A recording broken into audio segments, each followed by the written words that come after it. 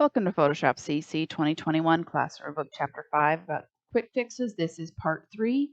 We have just finished cleaning up our panorama, and now we're going to go ahead and work on some image distortion. Let's go ahead and go into Bridge and take a peek at these columns. So if we look at the columns side by side, make them a little bit bigger, you can tell that we've got some image distortion where we've got some serious bend here we don't necessarily want.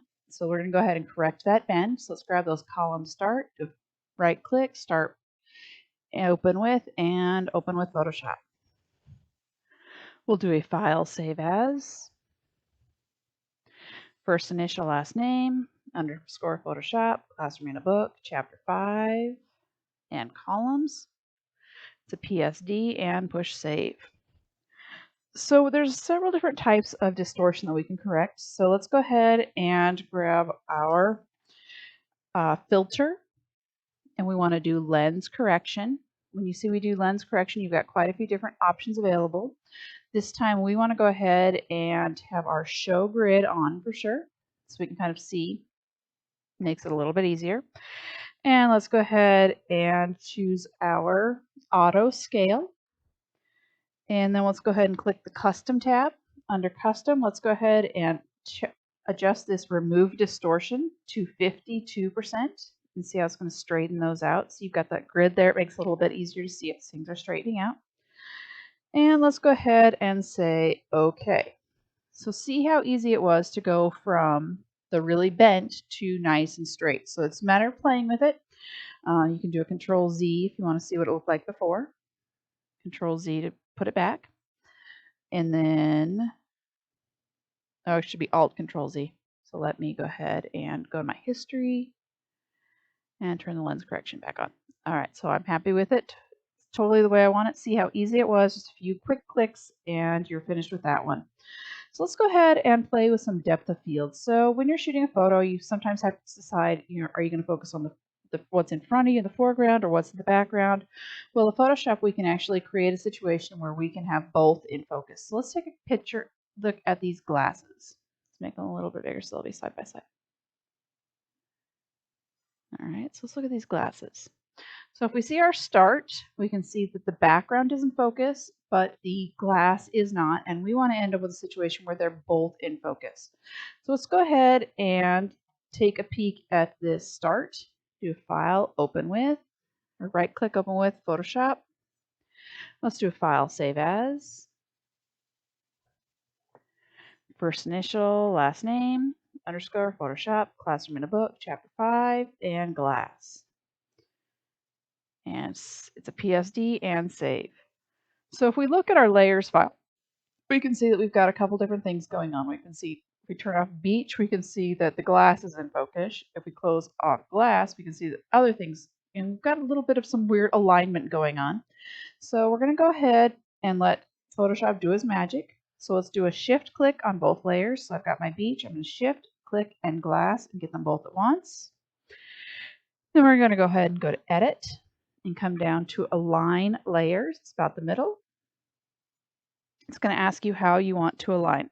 So we want to make sure that vignette removal is not checked and geometric is not checked. And we're going to go ahead and choose the auto align. And we're going to say OK. And it's going to line both of those up. So we still don't have them totally perfect yet. So let's go to edit and then auto and blend layers. It's going to ask, what do we want to do? So we want to stack the images. We want seamless tones. And we do not want ContentAware Fill checked. And let's go ahead and say OK. And it's going to go ahead and take a peek at what's going on. And now we have an in-focus glass and an in-focus house and beach, which is exactly what we want. So let's go ahead and do a Control S and save and see how easy it is to let the software do its work and do the jobs for you. Let's go ahead and close my glass, and I'm going to close my columns. Let's go into Bridge, and let's go ahead and look at ContentAware Fill. So we've got this Japanese garden here. So the Japanese garden, we're going to go ahead and be taking away this rock.